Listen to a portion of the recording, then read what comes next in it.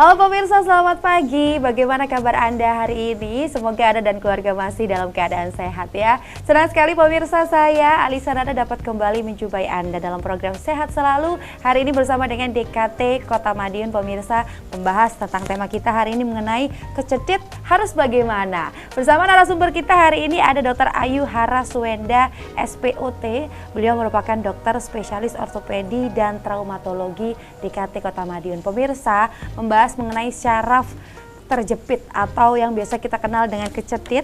Saraf terjepit adalah salah satu gangguan saraf yang cukup umum didengar telinga begitu. Penyebab syaraf terjepit atau dikenal juga sebagai kecedit datang dari berbagai faktor dan bahayanya kalau tidak ditangani dengan baik itu juga dapat menimbulkan kerusakan yang permanen.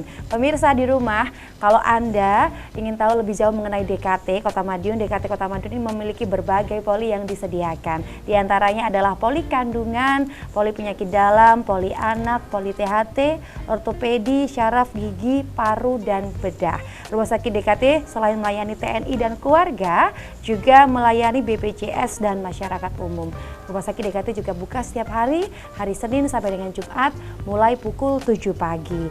Dan juga pemirsa di rumah, Rumah sakit DKT melayani pemeriksaan atau check up kesehatan, sekolah, kedinasan, TNI, dan juga Polri. IGD-nya buka 24 jam, dan Rumah sakit DKT merupakan rumah sakit tingkat 4 DKT Kota Madiun, kesehatan adalah prioritas. Baik, kita kembali lagi mengenai tema kita hari ini, kecedit. Ini banyak sekali ya dokter ya, dialami mungkin oleh sebagian orang, khususnya mungkin warga Kota Madiun juga banyak sekali yang mengalaminya, betul ya dokter? Sebelum kita membahas itu, dokter saya mau tanya, dokter hari ini bagaimana keadaannya, sehat? Alhamdulillah sehat. Luar biasa hari ini dokter, tema kita mengenai kecedit. Harus bagaimana? Sebenarnya orang awam mungkin belum banyak yang tahu ya dokter ya. Kecedit itu apa sih dok? Silakan boleh dokter Wenda, silakan. Iya, terima kasih. Sebelumnya saya akan menyapa para pemirsa Sakti TV. Selamat pagi semuanya.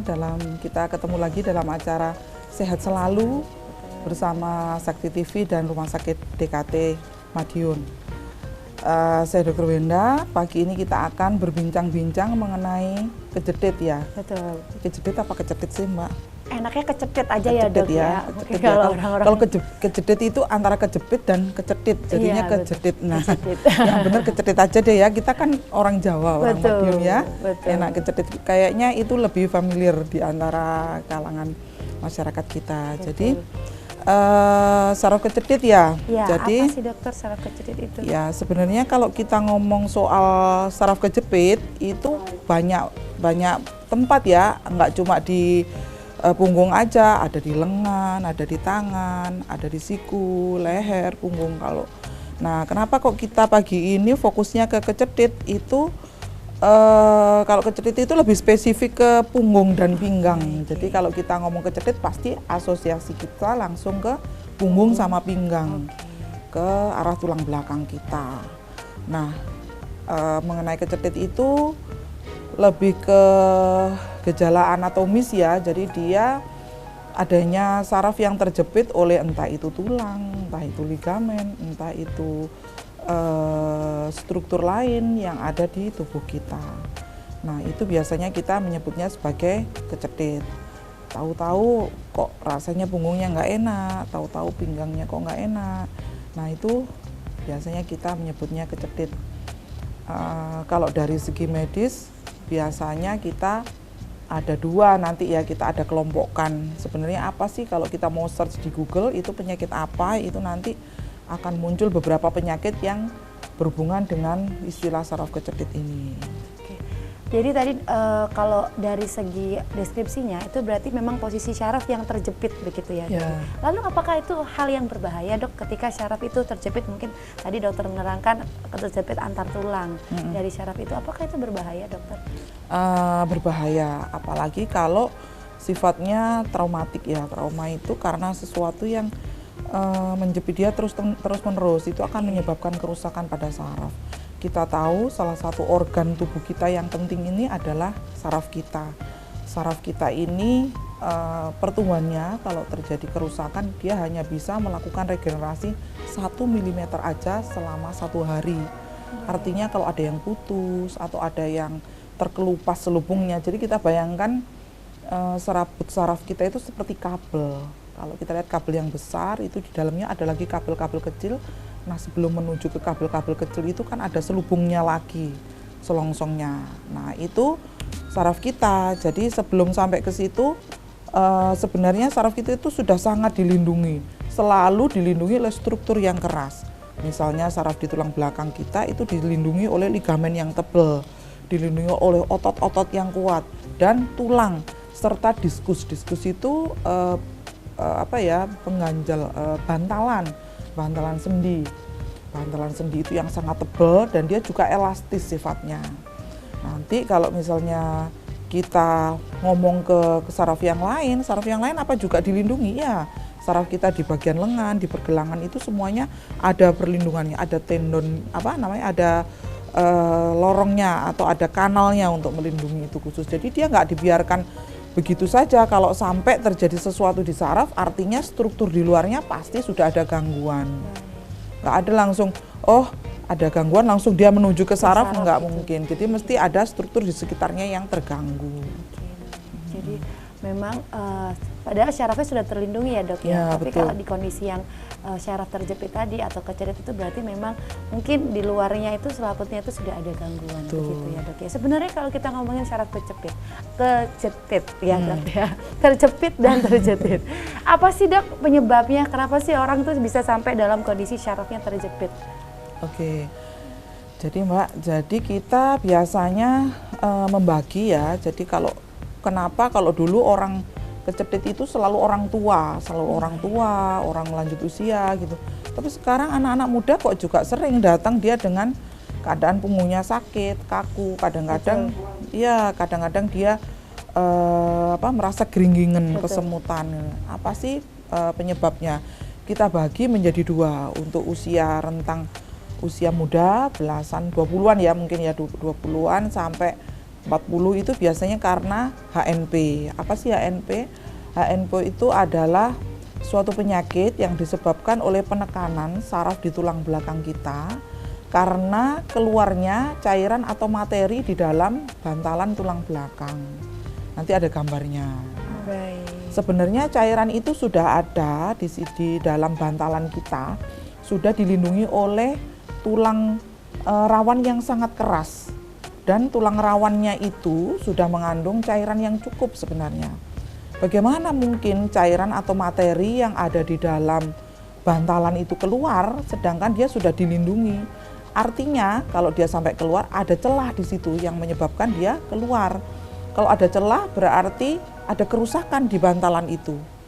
Nah, bantalan yang rusak itu bisa karena trauma, bisa karena tekanan, bisa juga karena penyakit, bisa juga karena misalnya trauma yang seketika itu bisa karena jatuh terduduk atau dia menarik sesuatu yang keras sehingga dia dalam keadaan tertentu terjadi tumbukan antar tulang dan merusak ke bantalan itu. Bisa juga trauma yang sedikit tapi terus menerus, itu yang menyebabkan rentas atau getas ya. Jadi bantalan sekeliling yang melindungi materi itu jadi rentas, kemudian dia jadi rusak sehingga dia pelan-pelan materi yang ada di situ akan keluar dan itu yang akan menyebabkan penekanan pada saraf kita. Nah itu kalau yang HNP. Sedangkan kalau usia yang lebih lanjut, kenapa? Kalau usia lebih lanjut itu lebih sering penyebabnya adalah spondylolistesis. Spondylolistesis itu apa sih? Spondylolistesis itu adalah pergeseran tulang. Jadi tulang antar tulang yang bergeser. Karena apa? Karena pelindungnya. Jadi antar tulang itu sudah disetting, mereka itu saling berpegangan. Tulang vertebra kita antar dari cervical sampai ke lumbal itu berpegangan. Dia menggunakan pedicle ya. Jadi tangannya antar tulang itu dia punya pedicle satu sama lain. Nah, kalau sampai itu putus atau patah, maka terjadi pergeseran. Ada beberapa kasus yang dia belum sampai bergeser itu udah nyeri. Tapi dia masih bisa membuat keseimbangan tubuh kita itu. Jadi meskipun patah, dia masih posisinya secara mekanis tidak terlalu mengganggu. Nanti kita biasanya kalau ada pasien itu saya akan mengklasifikasikan gangguan itu menjadi beberapa grade. Mulai grade 1 sampai grade 4. Nah Nanti kalau kita sudah sampai grade 4 itu memang kondisinya pasti sudah mulai nyeri. Baik, oke. Ya. Kita akan masih melanjutkan mengenai dua tadi ciri-ciri saraf kejepit ya dok ya, dari dua rentan usia, dari HNP dan satunya lagi adalah karena pergeseran tulang. Kita akan masih membahas lebih lanjut mengenai saraf terjepit ini pemirsa, tapi jangan kemana-mana, kita jeda dulu sebentar, tetap di Sehat Selalu.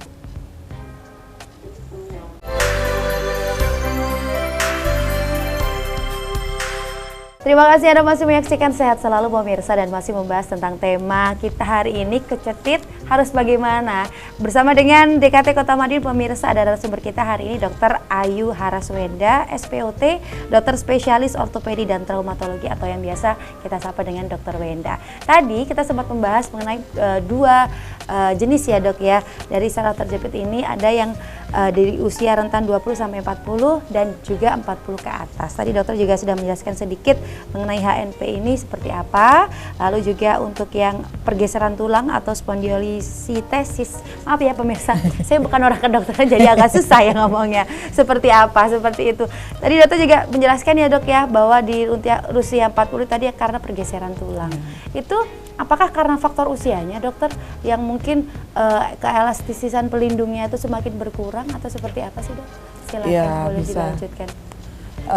Sebenarnya lebih ke ini sih Mbak, sama selalu ada faktor trauma yang terus menerus. Jadi kita adalah apa yang kita kerjakan setiap hari. Kalau kita misalnya duduk terus atau kita terus menerus melakukan satu gerakan itu secara tidak sengaja kita akan melakukan menyakiti beberapa.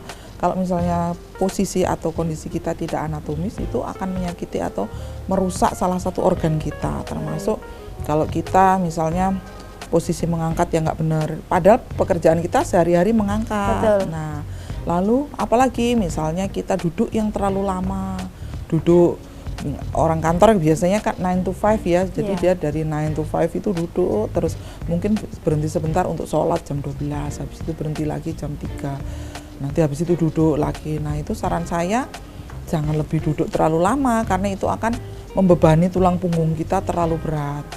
Nah kalau misalnya faktor yang lain karena ada penyakit yang lain, misalnya diabetes, hipertiroid atau penyakit yang karena adanya gangguan imunitas itu bisa memang directly ya, secara langsung memang bisa merusak struktur tulang dan sendi kita.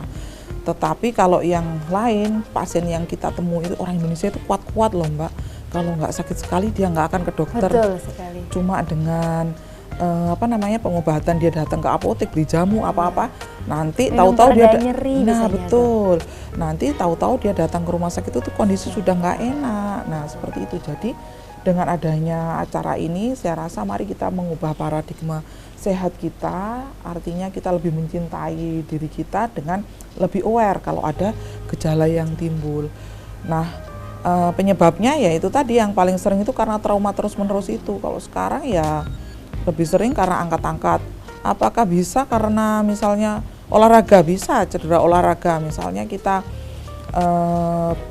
posisi badminton itu kan bisa ya, jadi dia waktu mau space, mau lu panjang itu kan posisi kita hiperekstensi tulang punggung kita. Nah itu lalu tiba-tiba menukik melakukan smash itu juga bisa. Kalau misalnya usia sudah senior lalu tidak agak kurang berhati-hati itu bisa juga tahu-tahu punggungnya nggak bisa balik seperti itu. Jadi memang bisa terjadi karena trauma yang terus-menerus dan juga dari penyakit ya dok ya. Kenapa jadinya diabetes itu juga bisa jadi salah satu faktor penyebab saraf terjepit dok, atau di kondisi tertentu? Ya, sebenarnya diabetes itu adalah penyakit yang paling kita salahkan ya. Jadi penyakit apapun itu mesti karena diabetes karena gula atau diabetes itu dia bisa merusak ke segala aspek ya, ke retina, ke otak, ke pembuluh darah, ke tulang, ke sendi, ke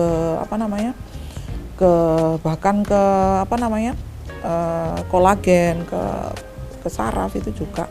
Nah, kenapa kok diabetes itu ya karena dia penyakit yang sangat jahat.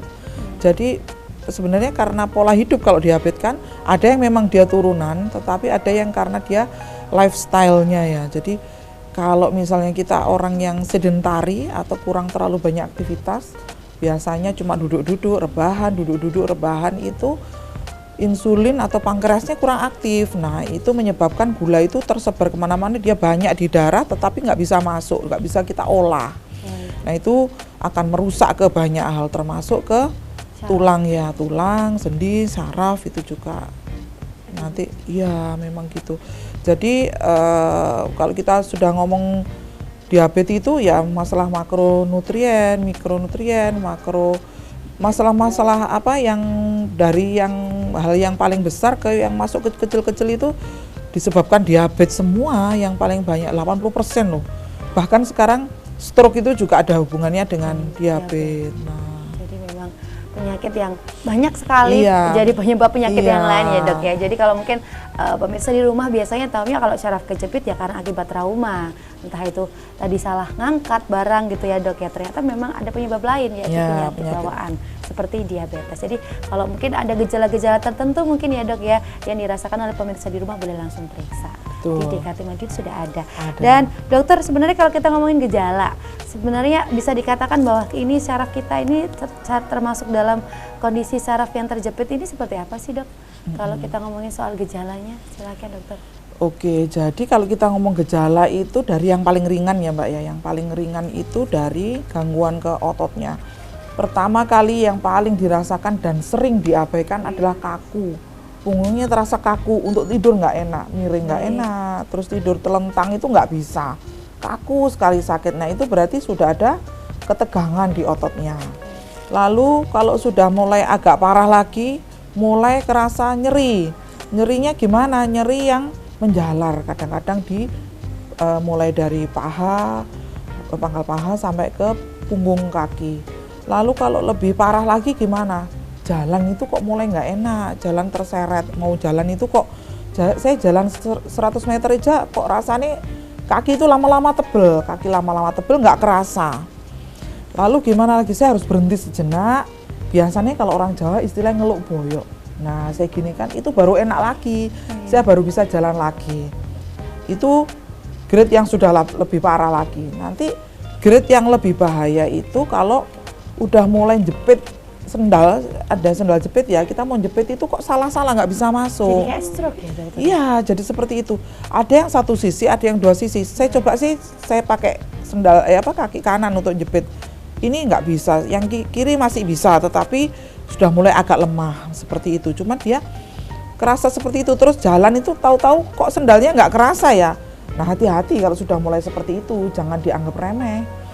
Yang gejala selanjutnya kalau sudah pas itu semua, udah lewat itu semua, kadang-kadang orang nyerinya udah sembuh, kakunya udah nggak kerasa, dia nggak kerasa apa-apa, dikira sembuh, ternyata itu karena sudah iritasi ke sarafnya, makin nggak kerasa, jadi enak aja, makin jalan kemana-mana udah kerasa enak, cuma dia ada gangguan, mungkin betisnya jadi lebih kecil, terus jalan kok ya berat, memang nggak terasa sakit tapi jadi berat.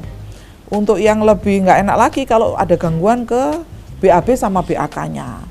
Kok saya jadi kadang-kadang kencing nggak kerasa ya, terus kemudian BAB kok nggak bisa keluar enak ya. Nah seperti itu kalau sudah sampai ke grade yang lebih parah lagi. Lebih parah gitu ya. Biasanya dok, yang sering banyak terjadi itu adalah ketika kita angkat barang, terus habis itu punggung kita jadi sakit kalau mau balik lagi untuk posisi yang lurus. Itu berarti juga masuk dalam salah satu kategori kalau saraf kita terjepit ya? Iya betul.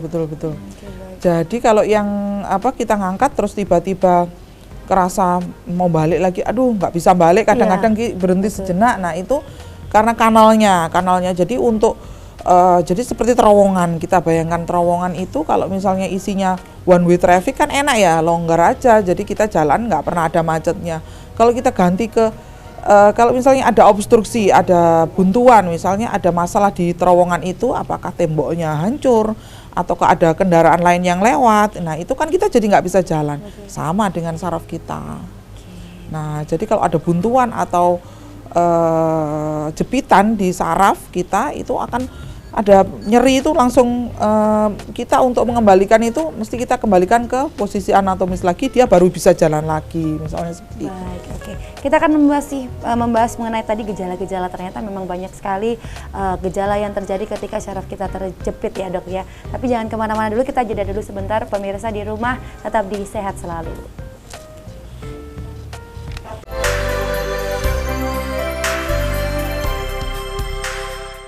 Terima kasih Anda masih menyaksikan Sehat Selalu pemirsa, dan masih membahas tentang tema kita hari ini, kecedit harus bagaimana, bersama dengan Rumah Sakit DKT Kota Madiun, Rumah Sakit tingkat 4 pemirsa. Kalau pemirsa ingin berkunjung atau memeriksakan kondisi kesehatan Anda di Rumah Sakit DKT, Rumah Sakit DKT memiliki berbagai poli yang tersedia. Di antaranya adalah poli kandungan, poli penyakit dalam, poli anak, THT, ortopedi, poli syaraf, poli gigi, poli paru, dan poli bedah. Rumah Sakit DKT juga selain melayani TNI dan keluarga, juga melayani BPJS dan masyarakat umum. Pelayanannya buka setiap hari Senin sampai dengan Jumat mulai dari jam 7 pagi. Melayani pemeriksaan atau check up kesehatan baik dari sekolah, kedinasan, TNI dan juga Polri. DKT buka IGD 24 jam, dan Rumah Sakit DKT merupakan rumah sakit tingkat 4 DKT Kota Madiun. Kesehatan adalah prioritas. Bersama dengan narasumber kita hari ini pemirsa, ada Dr. Ayu Haraswenda SPOT. Beliau merupakan dokter spesialis ortopedi dan traumatologi atau yang biasa kita panggil Dokter Wenda. Tadi kita membahas sedikit pemirsa mengenai gejala-gejalanya ya dok ya. Ternyata banyak sekali gejala-gejala yang mungkin sering kita rasakan di rumah, tapi mungkin pemirsa di rumah tidak aware. Betul ya dok ya, tidak aware. Hari ini Dr. Wenda memberikan informasi untuk pemirsa, barangkali pemirsa memiliki gejala-gejala tersebut, boleh langsung saja diperiksakan ya dok ya. Baik, tadi gejalanya ternyata kan ada banyak ya dok ya. Ada yang punggung mulai kaku sampai dengan kondisi tertentu tidak bisa menjepit sendal. Itu berarti sudah memasuki tahapan yang parah ya dok ya. Tadi berarti kalau sampai di punggung yang sakit itu kan di area punggung ya dok ya. Tadi dokter juga sempat menjelaskan sedikit bahwa saraf terjepit itu tidak hanya terjadi di punggung dan pinggang saja, ada di bagian pergelangan dan lain-lain. Sebenarnya kalau di bagian yang lain itu gejalanya apakah juga sama dok atau berbeda? Silakan dokter Linda. Ya, jadi sebenarnya seperti yang sudah sedikit disinggung di depan tadi ya Mbak ya. Jadi kalau saraf kejepit itu bisa di pergelangan, bisa di tangan, bisa di leher, dan bisa sepanjang tulang belakang kita. Betul. Nah, karena kita pagi ini fokusnya ke kecedit ya, itu asosiasinya kan ke tulang belakang. Betul. Jadi gejalanya akan kita bagi nanti, karena tulang belakang kita itu mulai dari bawah kepala itu sudah mulai ada tulang servikal, kemudian di bawahnya ada barisan tulang torakolumbal, torak dan ke bawah torakal. Kalau tulang itu sebutnya torakal, kemudian di bawah itu tulang lumbal, tulang di bawahnya lagi adalah sakral atau sakrum atau tulang ekor. Bagaimana gejalanya? Kita akan mengupas satu persatu. Kalau di bagian servikal, gejalanya itu lebih ke sensasi atau kesemutan, kadang-kadang rasanya geringingan atau tidak nyaman, itu di daerah leher. Kalau leher tentu kita langsung mikir ya, oh ini ada sesuatu di tengkuk saya, itu kita mikirnya mesti apa tensi saya tinggi. Betul. Atau apakah kolesterol, selalu orang kan gitu. Jarang yang berpikir ada sesuatu di tulang servikalnya. Nah, gejalanya yang paling kalau asosiasinya langsung ke leher sih kita akan gampang, tetapi ada yang miss biasanya. Apa itu? Yaitu rasa tebal atau kesemutan di bahu luar, bahu dalam, lengan, dan telapak kita. Telapak kita ini juga dipersarafi oleh saraf-saraf yang keluar dari tulang servikal. Nah, kalau ada sesuatu di tulang servikal itu pikiran kita, apakah itu seperti listrik. Kalau gangguannya di PLN berarti kita lapornya ke pusat. Kalau gangguannya cuma di bohlam aja berarti kita tinggal ganti lampunya aja. Nah, kalau gitu nanti kita mesti melakukan pemeriksaan lebih lanjut. Apakah ini gangguannya berasal dari otak atau dari servikalnya, tulang sarafnya, ataukah jepitannya ada di pergelangan atau di elbow, misalnya seperti itu. Nah, jadi kalau di servikal diingat lagi gejalanya adalah mungkin kesemutan atau tebal atau kerasa geringingan di bahu luar, bahu dalam, kemudian lengan, dan mungkin telapak tangan atau punggung tangan. Nah, kalau di tulang torakal di bawahnya rasanya apa? biasanya kita sensasinya kaku punggung, kemudian rasa tidak nyaman, discomfort ya, jadi dia rasanya bungkuk nggak bisa, tegak juga nggak enak. Nah seperti itu. Terus kemudian ada rasa tebal di bagian perut dan kaki, paha. Yang paling sering itu adalah di bagian lumbal. Kalau lumbal yang seperti saya sebutkan tadi, atau di pergantian antara tulang torakal dan tulang lumbal. Jadi tulang torakal kita itu cenderung tidak mobile, dia kaku karena dia melindungi struktur yang ada di depannya. Di depan tulang torakal itu ada jantung, ada paru-paru, agak di bawahnya ada diafragma. Nah, kalau sudah mulai ke lumbal itu tulangnya lebih fleksibel ya. Jadi ini juga mengacu pada sifat kita. Jadi kalau kita terlalu kaku nggak boleh ya Mbak ya. Jadi mesti kita harus agak santai. Nah kalau kaku terlalu gampang kaku itu gampang patah. Nah kita juga harus fleksibel sebagai orang. Nah kita menyentuh pada sifatnya tulang. Nah yang paling sering cedera itu adalah pergantian antara tulang torakal dan tulang lumbal. Di tulang lumbal itu dia cenderung lebih mobile. Nah, di persimpangan antara tulang torakal dan lumbal itulah yang paling sering cedera. Karena dari yang kaku sekali, dia rigid ke tulang yang mobile. Nah, gejalanya apa? Kalau sudah di bawah yang saya sebutkan tadi, kerasa tebal atau kesemutan di paha atau di paha dalam, betis. Kalau orang Jawa bilang, betis saya kok sering tebal, itu kenapa ya? Biasanya paling sering orang itu mikirnya mesti asam urat. Asam urat, kolesterol. Yang disalahkan itu melinjo sama kacang aja hidup di dunia ini. Terus kacang itu bakulnya itu sampai lihat bakulnya itu rasanya seperti dendam gitu loh Mbak. Padahal itu belum tentu karena melinjo dan kacang gitu loh. Nah lalu yang seperti tadi dan selanjutnya ya seperti jepit kaki, jepit sendal dan lain-lain itu gejala dari lumbal. Berarti gejala-gejala tersebut kalau memang karena pergantian dari torakal ke lumbal itu berarti biasanya kita melakukan aktivitas yang tidak terlalu berat, terus tiba-tiba kita melakukan aktivitas yang berat itu tadi ya, sampai menyebabkan trauma pada kondisi syarafnya, dan akhirnya menyebabkan gejala-gejala tersebut. Kalau nih dok, dalam kondisi tertentu pasien tiba-tiba merasakan gejala-gejala yang sudah kita sebutkan tadi, itu seperti apa dok untuk penanganan awalnya? Barangkali kan merasakan gejala itu pas tengah malam nih, rumah sakit pas masih belum pada buka gitu kan. Biasanya untuk mengatasi itu untuk sementara seperti apa dok? Jadi kalau kita sedang cedera, yang pertama asal itu bukan karena KLL ya. Kalau misalnya karena kecelakaan itu memang harus dibawa ke rumah sakit. Tapi kalau misalnya tengah malam kok pinggang saya kecedet, harus bagaimana? Berbaring aja. Resting, berbaring itu kita kembalikan posisi punggung dari mulai leher sampai ke lumbal itu ke posisi resting. Tidur aja, telentang di alas yang agak keras. Kalau misalnya nggak bisa mengira-ngira itu keras apa enggak, udah tidur di lantai aja. Lalu kita kembalikan dia ke posisi yang paling anatomis lagi, resting di situ. Pelan-pelan aja, jangan dipaksa. Kalau misalnya nggak bisa, ini ya sebisanya. Habis itu nanti kalau misalnya udah bisa rodok mendingan ya kita pindah ke tempat yang lebih nyaman, dan kemudian secepatnya kita meminta pertolongan ke tenaga medis, misalnya ke UGD atau ke rumah sakit terdekat, atau kalau misalnya saya prakteknya Selasa dan Jumat ya, besok langsung ketemu saya aja di poli gitu, nanti kita langsung periksa. Tapi kalau misalnya pas tengah malam dan itu nyeri sekali dan tidak bisa ditahan ya langsung ke UGD aja. UGD kita buka 24 jam, nanti ada dokter jaga yang akan melakukan pemeriksaan. Kecuali kalau misalnya jauh pas lagi nyeri nyetir, tahu-tahu nyeri sekali, bagaimana? Berhenti sejenak,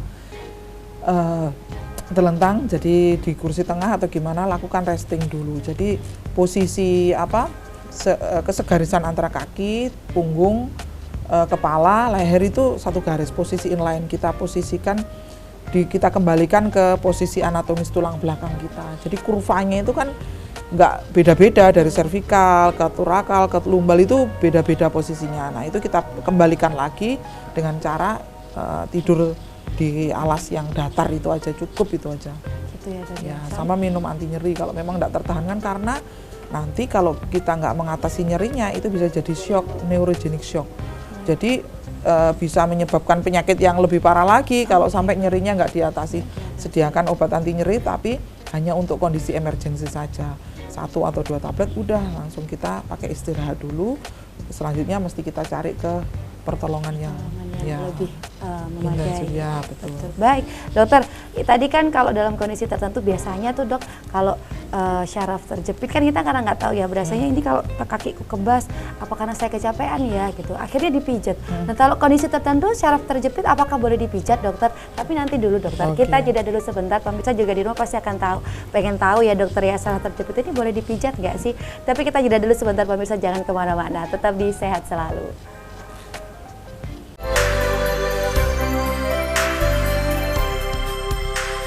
Terima kasih Anda masih menyaksikan Sehat Selalu pemirsa, dan masih membahas tentang tema kita hari ini, kecepit harus bagaimana. Bersama Rumah Sakit DKT Kota Madiun pemirsa, dengan narasumber saya hari ini ada Dr. Ayu Haraswenda, SPOT, dokter spesialis ortopedi dan traumatologi, atau yang biasa kita panggil dengan Dr. Wenda. Tadi Dr. Wenda juga sudah menjelaskan sedikit mengenai gejala-gejalanya. Banyak sekali gejala-gejala yang ditimbulkan. Pertanyaannya, kadang itu orang itu cuma merasa gejalanya tapi nggak tahu dok kalau syarafnya lagi terjepit begitu. Itu boleh nggak sih dok dipijat? Tadi juga saya sempat tanya itu. Silakan dok, boleh mungkin dijelaskan. Oke. Pijat itu kalau kita istilahnya ke kedokteran itu kan masas ya. Jadi di masas itu sebenarnya untuk merilekskan otot aja. So far kalau misalnya kita lagi capek, nggak ada gejala, pijat itu ya nggak masalah. Nanti saya dimarahin sama perusahaan tukang pijat semua, itu juga pekerjaan apa namanya nafkah ya. Iya, jadi betul. Kita harus ini, so far ya kita harus tahu batasannya lah. Pijat boleh kalau kita pas lagi capek, lagi nggak enak itu boleh.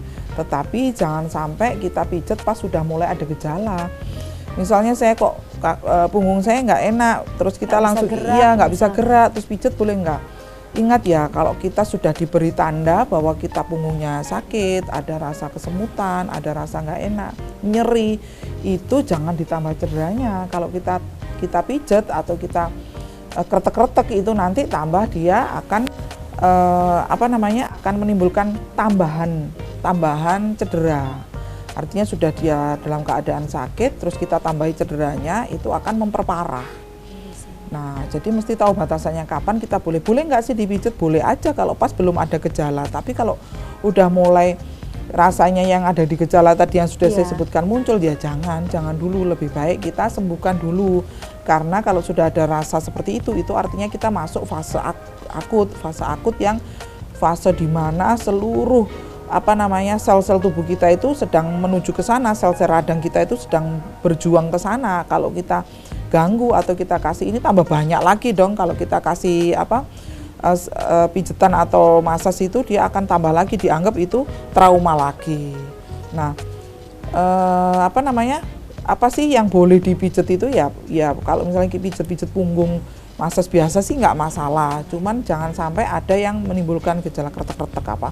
Boleh nggak sih kretek-kretek itu? Kretek-kretek itu apa? Sebenarnya itu kan bubbling ya, jadi dia cairan yang di dalam itu karena kita beri goncangan dia jadi bertumbukan. Nah itu menimbulkan suara yang satisfying ya. Kretek-kretek itu menimbulkan perasaan ke kita itu nyaman, jadi rasanya seperti itu kembali, padahal itu cuma menggoncang aja cairan-cairan yang ada di dalam persendian kita sehingga menimbulkan bunyi-bunyian seperti itu, dan itu menimbulkan rasa nyaman. Padahal kalau secara mekanis misalnya kita ada logikanya gini, kalau laci kita macet mau kita goyang-goyang kan nggak bisa ya. Jadi mesti kita cari yang bermasalah di mana, apakah rodanya, gelindingannya, atau kayunya, atau ada sesuatu yang menyumbat, kan seperti itu.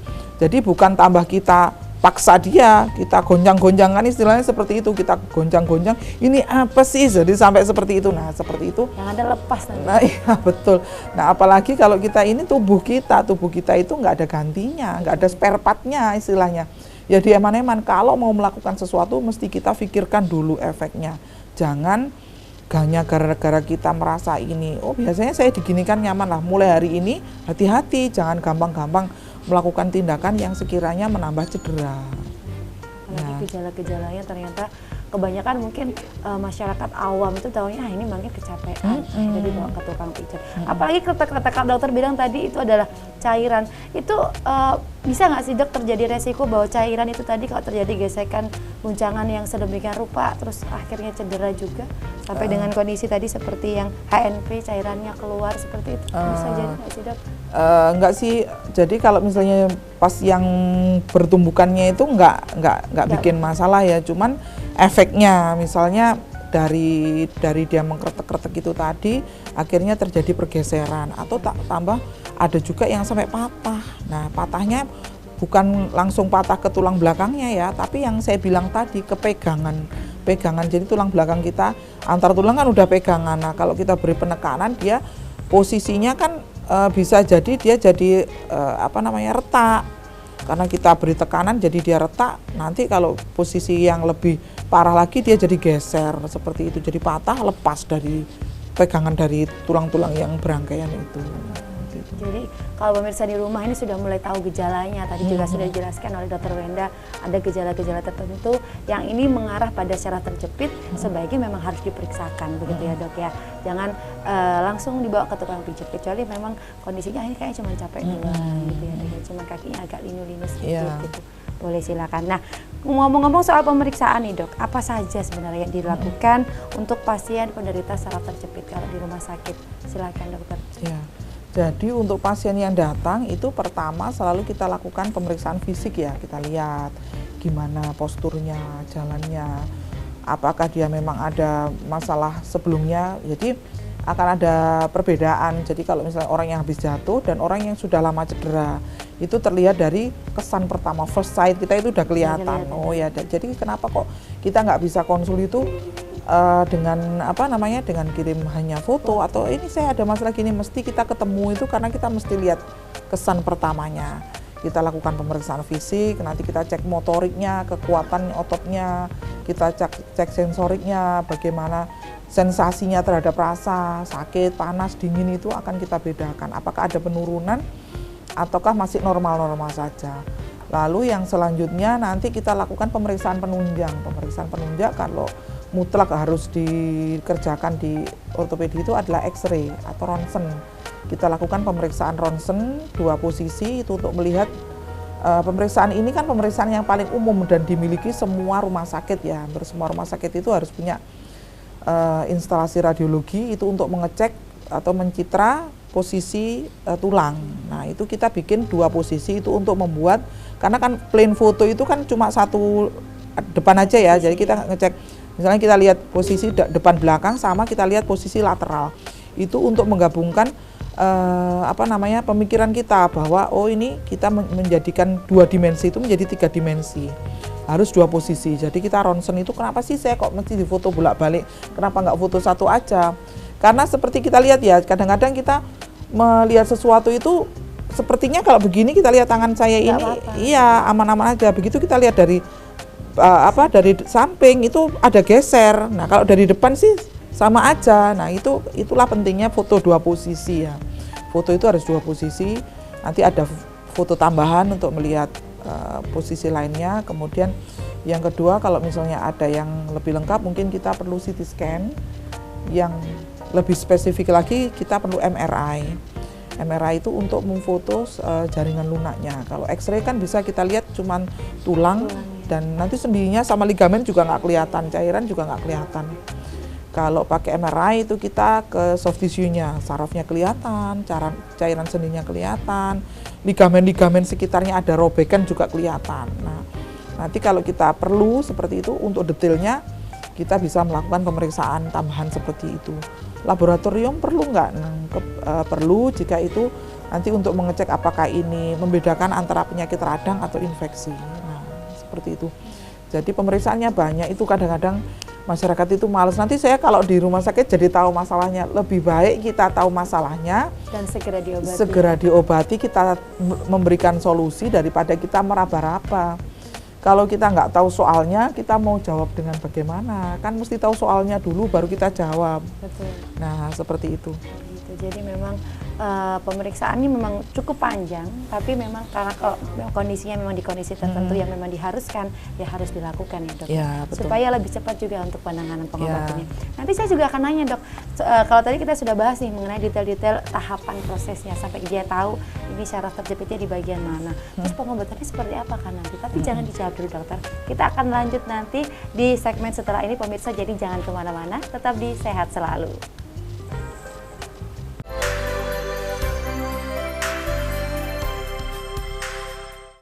Terima kasih Anda masih menyaksikan Sehat Selalu pemirsa dan masih membahas tentang tema kita hari ini, kecetit harus bagaimana. Bersama Rumah Sakit Tingkat 4 DKT Kota Madiun pemirsa, jika pemirsa ingin melakukan pemeriksaan di Rumah Sakit DKT, ada beberapa poli yang bisa pemirsa dapatkan. Di sana ada poli kandungan, poli penyakit dalam, poli anak, poli THT, poli ortopedi, poli syaraf, poli gigi, poli paru dan poli bedah.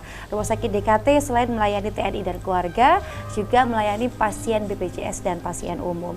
Pelayanannya setiap hari Senin sampai dengan Jumat pukul 7 pagi dan melayani pemeriksaan baik check up kesehatan dari sekolah, kedinasan, TNI maupun Polri.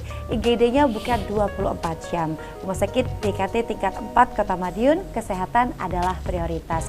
Nah, hari ini kita akan membahas mengenai kecetit harus bagaimana bersama narasumber saya hari ini ada Dr. Ayu Haraswenda SPOT. Beliau merupakan dokter spesialis ortopedi dan traumatologi atau yang biasa kita panggil Dokter Wenda. Tadi Dokter Wenda menjelaskan tahapan-tahapan pemeriksaan ya pemirsa, ketika pemirsa memang mengalami gejala-gejala yang sudah kita bahas tadi. Setelah mengetahui semuanya dan mengetahui di bagian mana begitu ya dok ya syaraf yang terjepit, lalu proses penyembuhannya nanti seperti apa dok? Boleh dokter dilanjutkan, silakan Dokter Wenda. Oke, ini mungkin yang paling ditunggu ya. Iya, betul. Jadi pengobatan atau penanganan dari kasus kecetit pada tulang punggung ini bervariasi. Kita ngomongnya bervariasi aja, jangan bertingkat, nanti kesannya jadi kalau yang paling parah jadi gimana. Jadi yang paling ringan itu kita berikan obat-obatan. Ingat ya, jadi obat-obatan hanya untuk cedera yang paling ringan sampai sedang. Masih bisa diobati, kita berikan anti nyeri, nanti kita berikan pelemas otot, kemudian kita berikan vitamin untuk perlindungan saraf dan vitamin untuk memberi nutrisi pada sarafnya. Jadi kita berikan obat itu untuk ada tujuannya, jadi nggak kita berikan obat itu seperti yang kita mau, saya mau nyerinya aja yang berkurang, enggak. Nyeri berkurang itu sekaligus nanti kita berikan proteksi untuk sarafnya supaya tidak terjadi kerusakan lebih lanjut. Lalu tahap yang kedua bagaimana? Setelah kita berikan anti nyeri, nanti kita evaluasi apakah nyerinya berkurang. Dari skala 0 sampai 10 itu misalnya dari 10 berkurangnya jadi 9, artinya masih pengobatan belum berhasil. Kita masih lanjutkan terapinya mungkin dengan kita berikan kita reduksi ya, kita berikan betulkan posisinya. Biasanya kita bawa ke kamar operasi. Bawa ke kamar operasi untuk apa? Kita bawa ke kamar operasi untuk kita lakukan reduksi atau kita kembalikan ke posisi kebanyakan kita dengan pembiusan. Supaya apa? Supaya kita lebih gampang untuk mengembalikan posisinya. Lalu setelah kita kembalikan ke posisinya, apakah semuanya harus dioperasi? Tidak. Ada beberapa yang bisa kita kembalikan dan kita fiksasi dengan plaster of Paris ya. Jadi kita pasang gipnya seperti tameng ya. Jadi kita pasang gips sebadan, itu nanti setelah kita reduksi, lalu kita evaluasi dengan X-ray apakah posisinya sudah kembali. Kalau sudah kembali, nanti kita fiksasi dengan dipasang gips. Kalau gipnya nanti dipasang selama berapa lama, rentangnya itu antara 8 sampai 12 minggu. Kita pasang gip itu, karena kalau terlalu lama nanti otot-otot itu juga mengecil, jadi kita mesti memperhatikan keuntungan dan kerugiannya juga. Kalau misalnya dengan posisi itu sudah lebih enak, nanti kita buka gipnya, lalu kita ganti dengan ortosis atau kita ganti pakai korset dengan berbagai pilihan. Sebelumnya, jadi setara ya, antara kita pasang gips sama pasang korset itu setara. Ada beberapa kasus yang kita tidak perlu bawa ke kamar operasi, kita kasih penyangga itu sudah membaik. Nah, baru nanti kalau sudah mungkin kita perlu fisioterapi. Nanti fisioterapi itu diberikan sinar atau gelombang ini biasanya kita konsulnya ke dokter rehab medik, nanti kita konsul di sana diberikan, mungkin ada yang ditraksi sedikit ya, jadi cuma ditarik sedikit aja. Lalu untuk selanjutnya dicek apakah motorik sensoriknya sudah mulai aman, ya sudah. Baru pilihan terakhir itu dioperasi. Jadi operasi itu kalau sudah tidak ada jalan lain itu memang harus dioperasi. Operasi pun kita tidak boleh mikirnya serem ya, jadi itu seperti sesuatu yang menyeramkan. Nanti kalau saya dioperasi terus lumpuh gimana? Nah, jadi kita do no harm ya, kita melakukan sesuatu itu jangan sampai tambah memperparah atau memperberat cederanya. Kita operasi tujuannya adalah untuk dikompresi. Kita ambil sesuatu yang membuat sempit tadi. Kalau HNP ya kita ambil matrik atau cairan yang atau jaringan yang menyebabkan penyempitan itu kita ambil. Dan itu sekarang sudah teknologi sudah berkembang bagus di Indonesia, sudah nggak cuma kita nggak perlu ke Singapura ya untuk operasi yang canggih-canggih itu. Kita cuma bikin sayatan kecil sekitar 1 cm, kita masukkan alat itu bisa, sudah nggak perlu kita buka lagi lebar untuk operasi seperti itu. Nanti sesudah kita ambil matriknya itu sudah kita jahit seperti biasa, lalu pasien sudah bisa beraktivitas seperti biasa, hanya diberi penopang brace atau kita kasih korset. Kalau misalnya parah, misalnya sudah terlalu lama ya, jadi penyakitnya itu sudah timbul bulanan, tahunan dan mungkin di atas 5 tahun dan perlu penyangga, jadi mungkin operasinya perlu diberi tambahan dengan dipasang stabilisasi posterior di belakangnya untuk mencegah supaya dia tidak tambah geser lagi. Nah, seperti itu. Jadi operasi itu pilihan terakhir dan itu kita sekarang sudah teknologinya sudah mulai canggih, ada yang minimal invasif.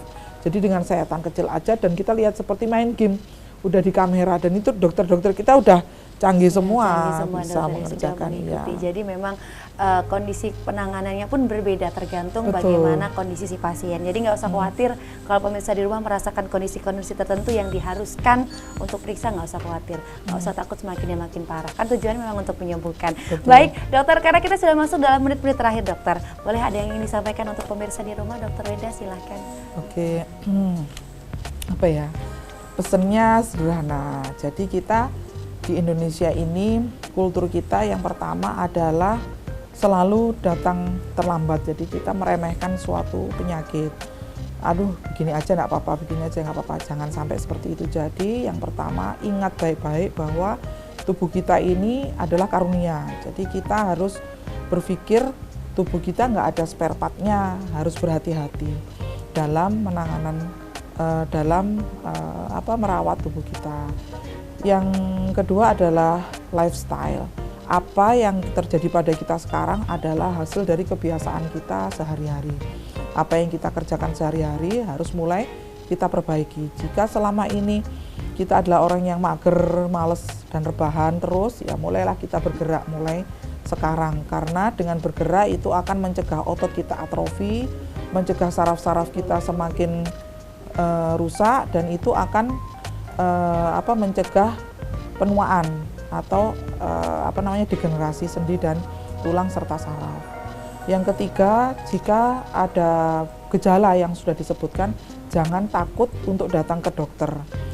Jadi dokter kita di Indonesia ini semuanya sudah disumpah dan kita semuanya sudah berusaha untuk memberikan yang terbaik untuk masyarakat kita. Jadi nanti kalau memang tidak diperlukan, tidak akan dilakukan hal-hal yang sekiranya tidak perlu. Tidak semua yang datang ke dokter itu harus dioperasi dan tidak semua yang datang ke dokter itu harus membayar mahal. Karena kita semua sekarang sudah ada BPJS, kita bisa di-cover oleh BPJS. Nah, yang terakhir adalah dijaga makanannya, karena makanan daripada kita minum obat, lebih baik kita menata makan. Berawal dari makan yang sehat itu sudah memberi atau 80% dari tubuh kita itu tergantung apa yang kita makan, apa yang kita kerjakan, dan apa yang kita siklus hidup kita, maksudnya lifestyle sehari-hari itu. Nah, kalau ada apa-apa nanti bisa langsung ke poliortopedi. Kita bertemu di poli, nanti saya akan menjelaskan lebih lanjut apa yang perlu dikonsultasikan. Gitu aja. Luar biasa. Terima kasih dokter atas informasi yang luar biasa hari ini untuk pemirsa di rumah, dan terima kasih banyak untuk pemirsa di rumah karena kita memang sudah sampai di sesi terakhir. Kita bertemu lagi pada episode selanjutnya.